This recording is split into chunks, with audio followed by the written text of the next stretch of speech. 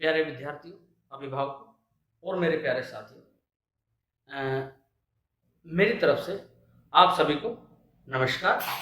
आशा करता हूं कि आप सभी लोग अपने अपने घरों में सुरक्षित और बिल्कुल स्वस्थ होंगे। देखिए, 20 मार्च से लेकर 20 जून तक धीरे धीरे करके सब कुछ बदल गया। ऐसा बदला कि जिसकी किसी ने कोई कल्पना भी नहीं की थी। इस कोरोना महामारी की वजह से लोग पहले बीमार होने लगे, उसके बाद मरने लगे। स्कूल, ऑफिस, फैक्ट्रियां सब बंद पड़ गई। लोगों का शहरों से अप्रत्याशित रूप से पलायन शुरू हो गया। लोग गांव की तरफ भागने लगे, सोचा कि शहर में सब मर जाएंगे। उसके बाद पहले 3 दिन, अब क्या है कि हम इस कर्फ्यू के बारे में बात कर रहे हैं, लॉकडाउन के बारे में बात कर रहे हैं कि अब तक सारी दुनिया इसकी चपेट में आ चुकी थी और किसी के पास कोई रास्ता दिखाई नहीं दे रहा था। डॉक्टर्स परेशान थे, सरकारें परेशान थी, रहनुमाई परेशान थे और पब्लिक मर रही थी और बर्बाद हो रही थी। अभी गवर्नमेंट ने क्या सोचा, अभी मोदी सरकार ने या सभी ने क्या सोचा कि लॉकडाउन लगाया जाए। सबसे पहले 22 तारीख को 3 दिन का कर्फ्यू लगा, 22 से और 25 तारीख तक को। उसके बाद में 25 के बाद 21 दिन का पहला लॉकडाउन लगा। लॉकडाउन का अर्थ क्या था? लॉकडाउन में सभी वो चीजें बंद थी जहां पे पब्लिक गैदरिंग होती थी, जैसे कि फैक्ट्रीज है, कंपनीज है या स्कूल्स है, कॉलेज है, वो सब संस्थाएं, मंदिर है, गुरुद्वारे है, मस्जिद है, वो सब बंद हो चुकी थी। उसके बाद कोरोना केसेस के ना घटने की स्थिति में लॉकडाउन को फिर बढ़ाया गया। उसके बाद 15 अप्रैल से लेकर 3 मई तक 19 दिन के लिए दूसरा लॉकडाउन हमारा लगाया गया। दोस्तों, स्थिति अब फिर भी काबू में नहीं आई। उसके बाद गवर्नमेंट को तीसरा लॉकडाउन यानी 4 मई से लेकर 17 मई तक यानी 14 दिन की एक तरह से जो न्यायिक हिरासत होती है, लोगों को उस तरह का फील हो रहा था। लोग घर में थे, लोग काम धंधे से जुदा थे, लोग अपनों के पास तो थे, लेकिन लोगों को चिंताएं सता रही थी, भविष्य की चिंताएं, काम धंधे की चिंताएं। लोग अपने काम पर जा पाएंगे कि नहीं जा पाएंगे, इस तरह की जो तमाम जो चिंताएं थी वो लोगों के दिमाग में थी। लेकिन कोरोना की जो वायरस है वो जाने का नाम नहीं ले रहा था। उसके बाद में सरकार ने चौथा लॉकडाउन यानी 18 मई से लेके 31 मई तक का जो लॉकडाउन 4 है वो करने की घोषणा कर दी। ये भी 14 दिन का लॉकडाउन था। उसके बाद पर डे के केसों में कोई भी कमी नहीं आई, लेकिन काम धंधे, बिजनेस, एजुकेशन, नौकरियां इस कदर धाराशायी हो गई थी दोस्तों। देश की अर्थव्यवस्था और देश और दुनिया की हालत इस तरह की हो गई थी कि जैसे एक गाड़ी के चारों जो टायर है वो पंचर हो गए हो। अब सरकार ने पंचर लगाने के लिए कुछ उपाय सोचा। सरकार ने सोची कि पंचर तो लग नहीं सकता अब, क्योंकि कोरोना की जो कीलें हैं वो जगह जगह पे पड़ी हुई है। जितनी हम आगे चलेंगे, पंचर लगाएंगे, उसके बाद में फिर पंचर हो जाएगी गाड़ी। सरकार ने सोचा कि क्यों ना इन चारों टायरों में हवा भर के कुछ दिन तक चलाया जाए। अब सरकार ने हवा भरी अनलॉक 1 के माध्यम से, उसको नाम दिया गया अनलॉक 1। उसमें कुछ चीजें खोल दी गई, जैसे कि मंदिर, स्कूल और गैदरिंग की जो भी जगह थी उनको छोड़ के बाकी सभी चीजें खोल दी गई है। वर्क फ्रॉम होम वो चालू था पहले की तरह। उसके बाद में लोग फैक्ट्रियों में जाने लगे, लोग सोशल डिस्टेंसेस रख के कंपनीज में जाने लगे, लोग ऑफिसेज में जाने लगे, वो सब काम करने लगे। लेकिन मरीजों की बढ़ती संख्या के चलते इन टायरों की हवा फिर से निकले जा रही थी। सरकार के पास कोई रास्ता नहीं था, सभी लोग अभी भी परेशान थे।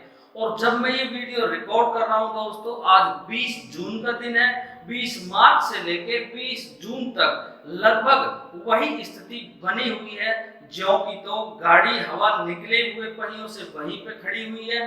सरकार हवा भरने की कोशिश कर रही है, बट वो हवा निकले जा रही है। तो मैं ये फिर कहता हूं कि आप लोग अपने घर में स्वस्थ रहिए, सुरक्षित रहिए। अब हम आते हैं स्कूलों के मुद्दे पे। दोस्तों, जैसा कि आपको लग रहा है या मैंने बताया है कि स्कूल शायद जुलाई में भी ना खुल पाए, और बच्चों से और अभिभावकों से मेरी प्रार्थना ये है कि ये समय देखते हुए कि स्कूल जुलाई में भी यदि ना खुल पाए तो घर पे जो होमवर्क जो भी दिया गया हो, जो भी आगे क्लास वर्क चले ऑनलाइन, उसमें उनकी मदद करें, या जो भी पढ़ा लिखा पड़ोसी है या आपके रिलेशन में है या कुछ इस तरह के लोग हैं जो आपके आसपास रहते हैं, सोशल डिस्टेंसिंग का पालन करते हुए, उसको कंसीडर करते हुए आप लोग उन लोगों की मदद ले सकते हैं। स्कूल शायद 15 अगस्त के बाद खुले, वो भी जहां तक हमारी जानकारी के मुताबिक स्कूल शायद 15 अगस्त के बाद खुले, और जहां तक कि हमें लग रहा है कि स्कूल जुलाई में नहीं खुलेंगे, हो सकता है स्कूल 15 अगस्त के बाद खुले, वो भी बड़ी क्लासेस। तो अभिभावकों से मेरा निवेदन यह है कि अपने बच्चों की हेल्प जो है ना करते रहिए और लगातार स्कूल के संपर्क में जरूर रहिए। स्कूल को भी आपके संपर्क में रहना चाहिए। हो सकता है अभी छुट्टी चल रही हो तो स्कूल संपर्क में कम हो या ना हो, इसलिए 1-2 दिन के बाद शायद स्कूल आपसे संपर्क करना शुरू करे और आप भी स्कूल की हेल्प ले सकते हैं। और इस तरह से फिजिकल माध्यम के अलावा जो भी आपके पास माध्यम है, ऑनलाइन है, व्हाट्सएप है, यूट्यूब है या और भी कोई माध्यम है, उनसे आप बच्चों को पढ़ा सकते हैं जब तक कि ये महामारी खत्म ना हो जाए। बहरहाल बात करते हैं 21 जून की। 21 जून इतिहास में काफी मायने रखता है दोस्तों। पहली बात, 21 जून को सोलर एक्लिप्स यानी कि सूर्य ग्रहण होने वाला है। इसकी टाइमिंग्स रहेगी सुबह लगभग 9 बजे से लेके और 3 बजे तक की। तो घरों से बाहर ना निकले, ऐसी गाइडलाइंस सरकार और तमाम ज्योतिषियों की तरफ से दी गई है। दूसरी महत्वपूर्ण बात, दूसरी इंपॉर्टेंट बात, कल 21 जून है। 21 जून को अंतरराष्ट्रीय योग दिवस है।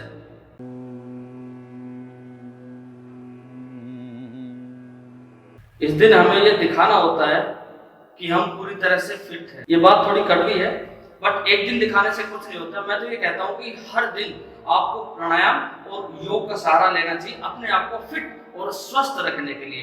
बहरहाल आप लोगों को शुभकामनाएं योग दिवस की। योग करते रहिए और अपने शरीर को फिट रखिए।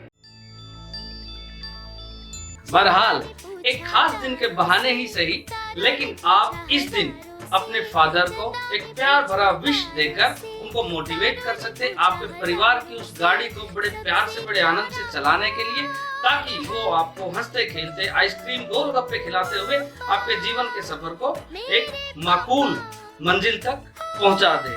तो इस दिन के लिए मेरी तरफ से, मेरे परिवार और मेरी संस्था की तरफ से, सभी बच्चों की तरफ से उनके पिताओं को, उनके पापा को, उनके डैडी को, उनके डैडू को, उनके पिताजी को, उनके बाबूजी को या जो भी जिस नाम से उनको पुकारता है, सभी को हैप्पी फादर्स डे।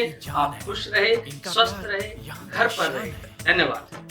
तो इसी तरह से मेरी तरफ से, मेरे परिवार की तरफ से, पूरी संस्था की तरफ से आप सभी को योग दिवस और फादर्स डे की ढेरों ढेरों शुभकामनाएं। आते जाते वो प्यार लुटाता है। सागर ने पूछा नैया से, नैया ने पूछा खेवैया से, सबसे प्यारा कौन है? पापा, मेरे पापा। पापा, तेरे पापा।